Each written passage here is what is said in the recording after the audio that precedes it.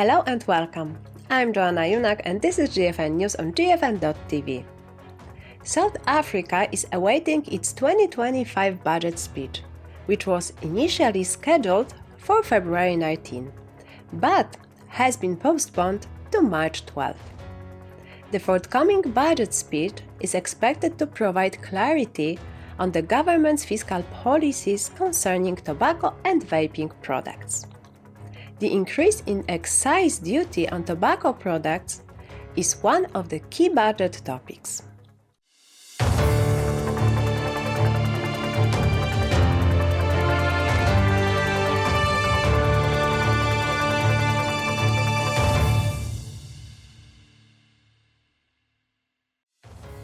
Kurt Yeo, co-founder of Vaping Saved My Life, is joining us today to share more insights on this topic. Hello, Kurt. South Africa is awaiting the 2025 budget speech. What impact might the budget announcement have on the tobacco and vaping industries in the country? Well, actually, we don't really know, Joanne. We're all waiting with bated breath and surprise. We need to acknowledge that in June 2023 was when the first excise on vaping products was introduced, and this will be the second increase since that introduction of the tax. What that percentage is, we're not sure. But given the situation that we see in South Africa, where we are finding it very difficult to generate revenue from other taxes, given the social and economic impact of a whole host of things, I'm really concerned that we will see a very, very big increase on these products. But I'm hoping that our involvement in the discussions has persuaded them to keep it at least within the inflation range. But it's very difficult to tell at this stage.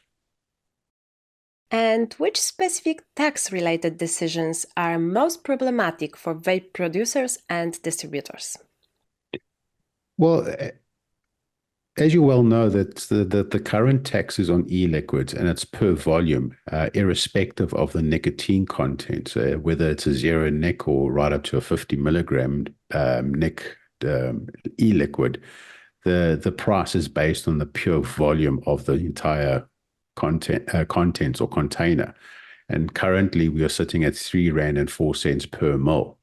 So effectively what that does is that anything that's to do with the free-base market, larger volumes, almost doubles or sometimes more than doubles the price of those products.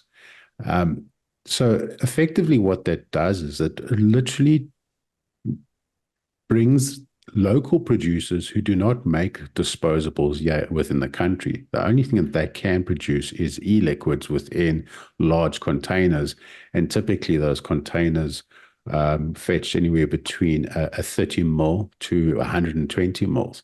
So the pressure on local production is significant. However, based on the volume of the containers, imports are now becoming a prolific alternative, or at least a product that's in the market. So we're seeing a lot of movement towards disposable products rather than open system products.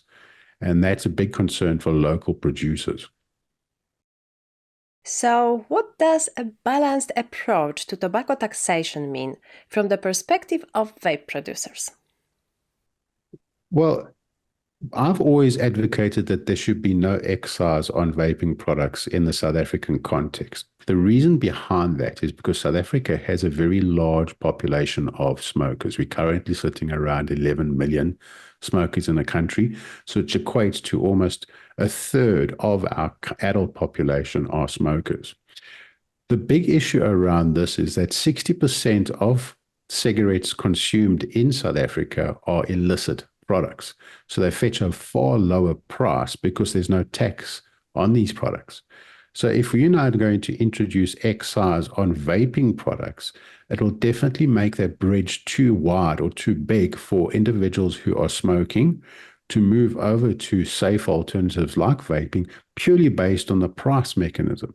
The idea around this balanced approach is to focus more on collection of taxation on their cigarettes, and at the meantime, keep vaping products as affordable as possible within South Africa. So it makes it easier for these individuals to move from a harmful product like cigarettes, which we all know, to a less harmful product like e-cigarettes or vaping products. And the only way we can really do that, given the context of South Africa and its economic situation, is to have those products more affordable. And given the rand-dollar exchange, because all of our products, most of our hardware, or in fact, all of our hardware is imported, that with the rand-dollar exchange rate makes it incredibly unaffordable for the majority of smokers in the country. And how should policymakers determine taxation levels based on the harm of different tobacco products? Well, as I've said, is that because we know these products are less harmful, we should then consider these products to be free from excise. And we need to, unfortunately, have our government, which they have unable to do so, is to distinguish that these products are different. They're different in their risk, they're different in the harms they present. But unfortunately, in South Africa, our local governments, or our government as a whole, have not distinguished the difference between combustible tobacco and non-combustible tobaccos. They all see it as the same thing. So when we look at, or we try to approach the governments or our government departments, we try to highlight the fact that there is a significant difference here, and they should be considered more of a solution rather than just another tobacco product. But unfortunately, we're not seeing that level or not seeing that traction grab hold yet. So we are hoping that in time, given all the data that we're seeing from other parts of the world, that will convince our government that this is probably a better route, is regulate these products differently from tobacco. They still need to be regulated. And at the same time, if they see that there is an advantage of these products, which we now know, allowing people to move to safe alternatives, then maybe we can convince them that the excise on these big, too premature. Obviously, when we get to a different stage of our evolution in tobacco control and harm reduction, where we start seeing more vaping and less smoking, then the discussion around excise can be brought in. This is what I would consider a more appropriate approach. And the last question to you, Kurt. What might the potential consequences of disproportionate taxation on vaping and tobacco products be?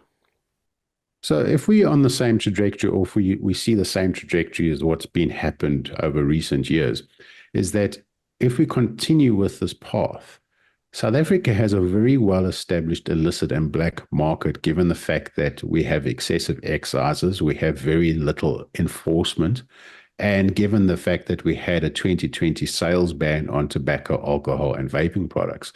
These channels of illicit products and black market products are well established. So if we see any kind of movement in regards to excessive excise taxes or restrictions and preventing regulated or regular environments and businesses participating in this, the demand is not reduced. All that it's going to do is move people to these black markets, to these illicit markets. And unfortunately, the risk associated with that is obviously seen throughout the world, is that it follows a whole host of other crimes, as well as the standards and safety of these products are now questionable because we don't have control of those sources. Thank you, Kurt.